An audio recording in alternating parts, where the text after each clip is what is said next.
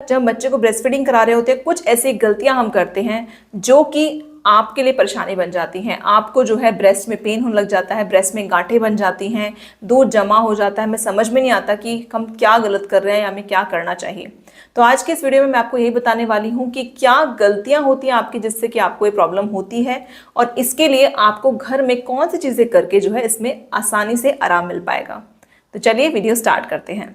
कारणों की बात करें तो सबसे पहला और मेन कारण होता है दूध का ब्रेस्ट में जमा हो जाना। आप ठीक से जो है दूध नहीं निकाल पाते हैं, बच्चे को ब्रेस्ट फीडिंग ठीक से नहीं करा पा रहे हैं, तो दूध जो है ब्रेस्ट में जमा हो जाता है और इससे आपको गांठें बन जाती हैं या फिर ब्रेस्ट में बहुत ज़्यादा दर्द होता है।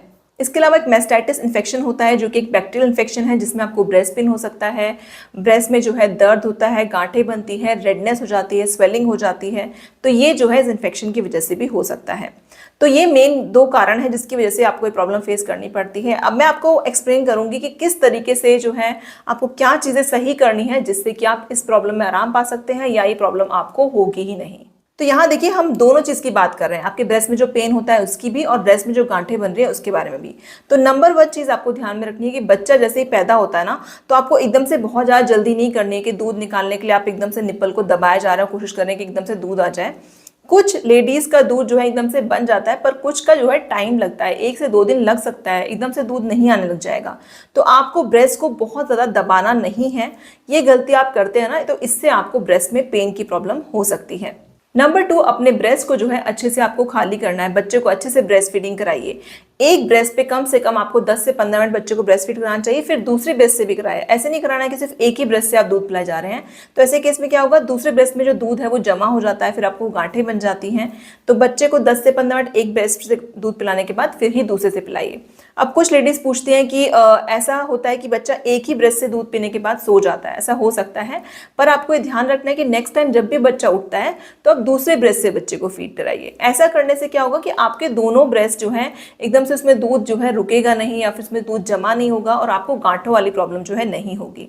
और इसके अलावा जब आपको ब्रेस्ट मिल्क बहुत ज़्यादा बन रहा हो और बच्चा इतना नहीं पी पा रहा है, तो आपको क्या करना है, आप जो भी एक्सेस मिल्क है, जो भी ज़्यादा दूध आपको बन रहा है ब्रेस्ट में, उसको हाथ से भी या तो निकाल सकते हैं या फिर ब्रेस्ट पंप आते हैं आजकल, मैनुअल भी आते हैं और इलेक्ट्रिक भी आते हैं, उन दोनों से आप जो है पंप आउट करके निकाल सकते हैं। इससे जो है क्या होगा कि आपको ब्रेस्ट में पेन की प्रॉब्लम नहीं होगी, गांठें नहीं बनेगी।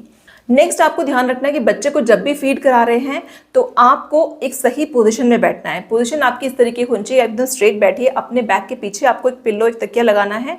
गोदी में भी एक हल्का पिल्लो रखना है, बहुत भारी नहीं, और उस पर बच्चे को लिटाना है और फिर हल्का सा झुकना है। बहुत ज़्यादा आपको नहीं झुकना है, पोजीशन एकदम सही रहेगी तो भी आपको ब्रेस्ट पेन की प्रॉब्लम नहीं होगी।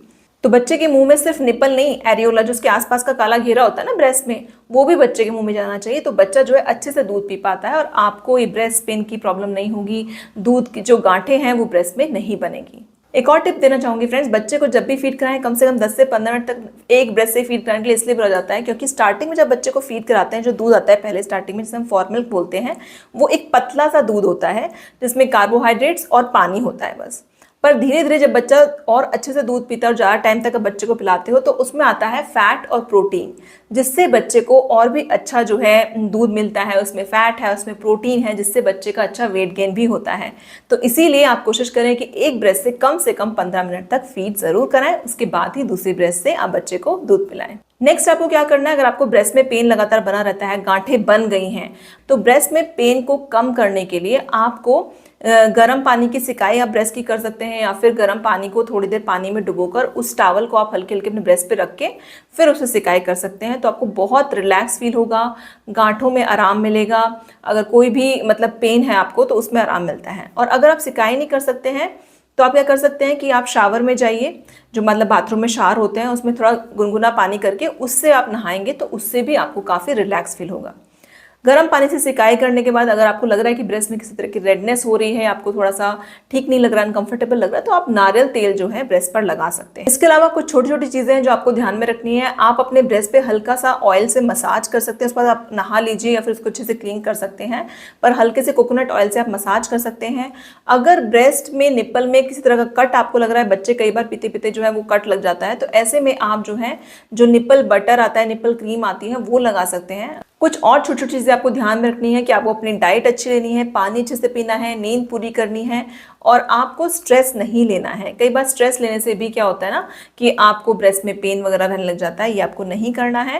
फ्रेंड्स, अगर आपको ब्रेस्ट में पेन या गांठों के अलावा फीवर आ रहा है या फिर ब्रेस्ट का पेन बहुत ज़्यादा बढ़ गया है, तो ऐसे केस में आपको इसको इग्नोर नहीं करना है।